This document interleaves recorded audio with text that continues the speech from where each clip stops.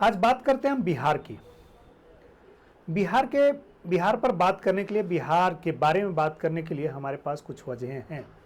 उसमें सबसे प्रमुख वजह यह है कि अभी मैं पीछे 15 दिन कोई बिहार रह कर के आया हूँ और बिहार को जैसा मैंने महसूस किया, बिहार में जो परिवर्तन, जो अनुभूति मैंने की, जिस चीज़ों की अनुभूति मुझे हुई या जिन चीज़ों का मैं प्रत्यक्ष दर्शन किया, जिसकी प्रत्यक्षदर्शिता मुझे हुई, मैं उन चीज़ों को आपके समक्ष रखना चाहता हूँ। इसके पीछे भी वजह है, क्योंकि हम जैसे लोग जो बिहार से बाहर हैं, उनके मन में हमेशा बिहार के बारे में, अपने मातृभूमि के बारे में जानने की इच्छा होती है। उसके बारे में क्या चल रहा है, कैसे चल रहा है, क्या हो रहा है, क्या परिवर्तन है और वस्तुतः क्या स्थितियां होती है बिहार में, क्या स्थिति चल रही है, इसके बारे में जानकारी रखने की इच्छा होती है। हो भी क्यों ना, जननी जन्मभूमिश्च स्वर्गादपि गरीयसी। जो जन्मभूमि होती है स्वर्ग से भी बड़ी होती है, स्वर्ग से भी ज़्यादा गरिमामय होती है। तो मैं अभी 15 दिन जो बिहार में रहा, उसमें हमारी कुछ अनुभूतियां हैं जिसको मैंने प्रत्यक्ष किया है। मैं उन्हीं प्रसंगों को, उन्हीं घटनाओं को, परिघटनाओं को, उन प्रसंगों को आपके समक्ष रखने के लिए एक योजना हमने बनाई है और इस योजना में क्रमशः 3, 4, 5 एपिसोड प्रतिदिन मैं आपके सामने, प्रतिदिन मैं एक एक एपिसोड, जिसमें 3, 4, 5 एपिसोड होगा, बिहार के बारे में आपके सामने रखूंगा, उन बातों को रखूंगा। इसमें खास क्या होगी? खास यह है कि न पक्ष की बात होगी, न विपक्ष की बात होगी, न सियासत की बात होगी, न गैर सियासत की बात होगी। जो हमने अपनी आंखों से देखा, हमने जो स्वतः अनुभूत किया, उन्हीं अनुभूतियों को आपके सामने अपने शब्दों में अभिव्यक्त करूंगा, रखूंगा। और बिल्कुल आपको यह लगेगा कि सच्चाई बयां की जा रही है और आप इन खबरों को जानने के लिए, इन घटनाओं परिघटनाओं को जानने के लिए सीधा हमसे जुड़ेंगे, ऐसा मुझे विश्वास है, ऐसी मुझे उम्मीद है।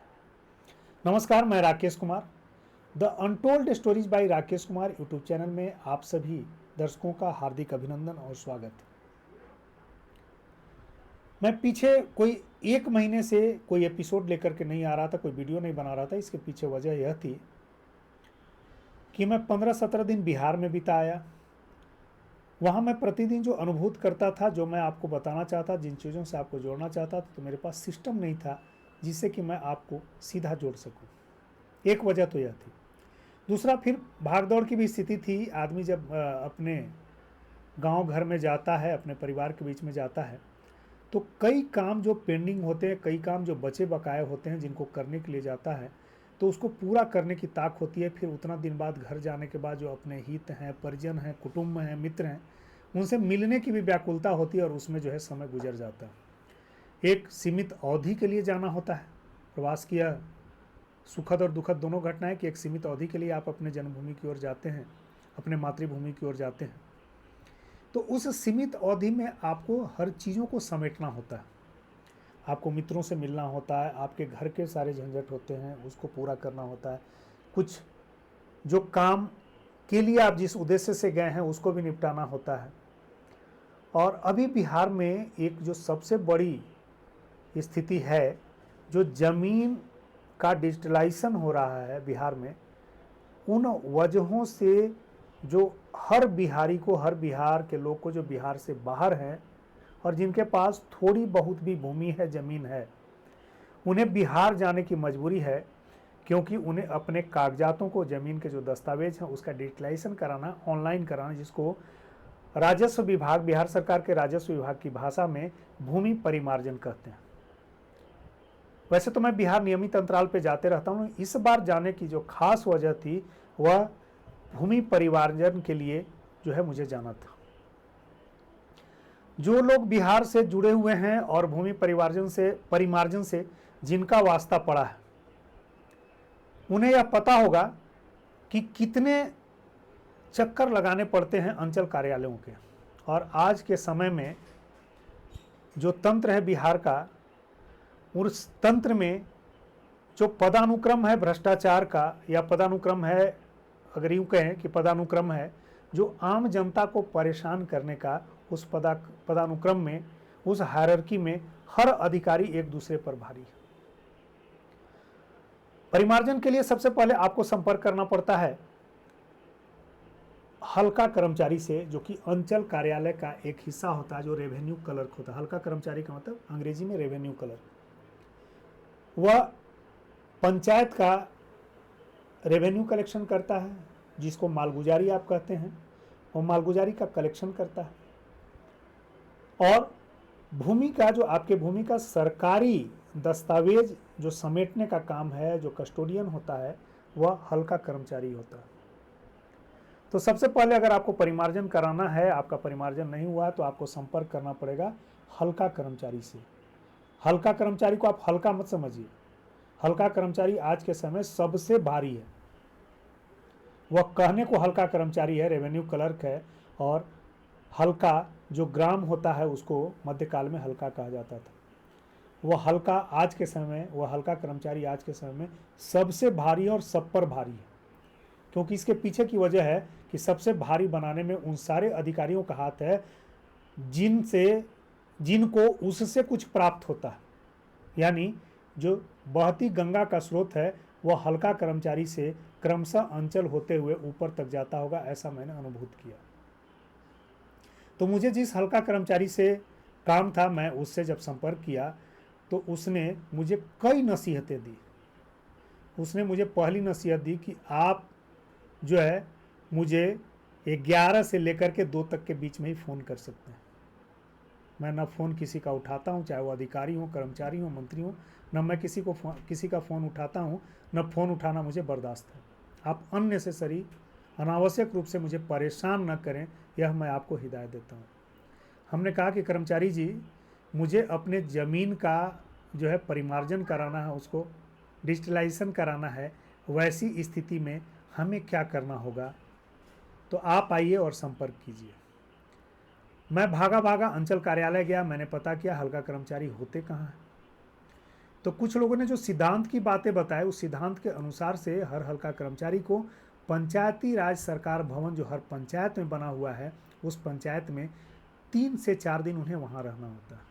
कुछ लोगों ने बताया कि सरकार के नियम के हिसाब से हल्का कर्मचारी आपको जो पंचायत भवन सरकार है, जो पंचायती राज का सबसे बड़ा कार्यालय है, उसमें आपको मिलेंगे। मैं वहाँ गया। वहाँ जाने के बाद पता चला कि जी हल्का कर्मचारी तो यहाँ कभी आते ही नहीं है, और अगर आपको उनका दर्शन पाना हो उस भगवान का, तो आपको अंचल कार्यालय जाना होगा।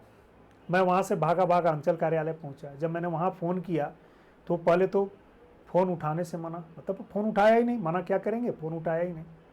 10 फ़ोन के बाद नहीं उठाया। इसके बाद मैं जब अंचल कार्यालय गया तो लोग बताए कि आपके वाले पंचायत के हल्का कर्मचारी जी वहाँ बैठते हैं, उस कमरे में बैठते हैं। जब मैं उस कमरे में गया तो पता चला कि वहाँ एक आदमी और उसके पीछे कोई 20 से 25 आदमी घेर करके खड़े हैं, और वह आदमी भर मुंह किसी से बात करने के लिए भी तैयार नहीं। यह स्थिति ठीक वैसी ही थी जैसे रानी मधुमक्खी के पीछे जो पूरे नर मधुमक्खी हैं वह घेरे रहते हैं। रानी मधुमक्खी उन्हें अपने चारों तरफ जो है नाच नचवाती है। कुछ ऐसी स्थिति थी। मैं भी गया, मैंने अपना परिचय दिया। मैंने कहा कि भाई मैं दिल्ली से आया हूँ और इसी काम के लिए आया हूँ, और मैं किसी जगह शिक्षण का कार्य करता हूँ। मेरे पास इतना समय नहीं है कि मैं प्रतिदिन आपके पास आ सकूं, तो आप मुझे जो है बताएं कि क्या करना होगा। उन्होंने कहा कि आप ऑनलाइन अप्लाई किए। हमने कहा किया। उन्होंने कहा कि कैसा ऑनलाइन अप्लाई आपने किया? हमके ऑनलाइन जैसा होता है, लैंड रेवेन्यू विभाग का जो साइट है उस पर जो है ऑनलाइन करने का। मैंने करवा दिया और साइबर कैफ़े से करवा दिया। तो हाँ, मुझे याद आया आपका जो अमुक काम था, उसमें मसला यह है कि आपका जो रिकॉर्ड है उस रिकॉर्ड में लाल कलम लगा हुआ, किसी ने टिक लगा दिया रजिस्टर 2 पे। हमने कहा कि लाल कलम लग जाने से जो है कोई भी चीज़ फर्जी हो जाए, इसका तो कोई मतलब नहीं है। तो रेवेन्यू क्लर्क ने, जो हल्का कर्मचारी, उन्होंने कहा कि देखिए इस पर आप विवाद मत कीजिए, लाल कलम लग गया, आप समझ लीजिए कि अब कुछ नहीं हो सकता। तो हमने कहा कि वह ज़मीन मेरी रजिस्ट्री से प्राप्त है, और पीछे जिस समय से रजिस्ट्री हुई है उसके बाद से उसका म्यूटेशन हुआ है, जिसको दाखिल खारिज कहा जाता है रेवेन्यू की भाषा में, हिंदी में दाखिल खारिज हुआ है। क्रमशः उसका रसीद कटा है और रसीद भी कुछ साल पहले तक कटा है। अब उसके डिजिटलाइजेशन की बारी है, यानी ऑनलाइन करने की बारी है। तो आखिर क्या ऐसी मुसीबत आ गई? हल्का कर्मचारी ने कहा कि ये मुसीबत के लिए मैं जिम्मेवार नहीं हूँ और न मैं इसके लिए बताने के लिए जिम्मेवार हूँ, आप जाइए और सीओ से मिलिए। मैं सीओ से गया, सीओ ऑफिस में मिलने गया। सीओ ऑफिस में मिलने में मैं देखा कि सीओ ऑफिस के दरवाजे पे होम गार्ड के 2 जवान बैठे हुए, एक दरवाजे की इस तरफ कुर्सी लगाकर और एक इस तरफ, और एक बाबू खड़े हैं जो लोगों की लाइन लगाए हुए हैं, क्या धोती कुर्ता वाले, क्या शर्ट पैंट वाले, क्या जीन्स वाले, सारे लोग कतारबद्ध हैं। और कतारबद्ध होने के बाद वह अपनी बारी का इंतज़ार कर रहे हैं। सीओ साहिबा अपने कार्यालय में हैं और अपने कार्यालय में वह लोगों से मिलना नहीं चाहती हैं। कोई 1 घंटा में एक की बारी आ रही है और बाहर से जो आदमी बाहर से भीतर गया है, आम आदमी, आम जनता जो मिलने गया है सीओ साहिबा से, सर्किल ऑफिसर से, बाहर आवाज़ उसे डांट खाने की आ रही है। सीओ साहिबा उस पर झुंझला रही हैं, उसको डांट रही हैं। और जो एक बाबू जो गेट पे खड़े हैं 2 होम गार्ड के जवान के अलावे, जिसको अंचल गार्ड आप कह सकते हैं, वे बार बार इंस्ट्रक्शन दे रहे हैं कि आप अपना मोबाइल फ़ोन ऑफ कर लीजिए, आप अपना मोबाइल फ़ोन ऑफ कर लीजिए। कोई भी मोबाइल लेकर के नहीं जाएगा, कोई भी बैग बस्ता लेकर के नहीं जाएगा। सीओ साहिबा का सख्त इंस्ट्रक्शन है, कोई भी जो है ना मोबाइल लेकर के जाएगा, ना कोई बैग लेकर के जाएगा। मैं भी लाइन में लग करके अपनी बारी का इंतजार करने लगा। अब क्या हुआ, इसको विस्तृत रूप से जानने के लिए हम कल इस पर बात करेंगे। आइए मिलते हैं कल, तब तक के लिए नमस्कार। फिर हम कल अगले एपिसोड में इस चर्चा को आगे बढ़ाएंगे।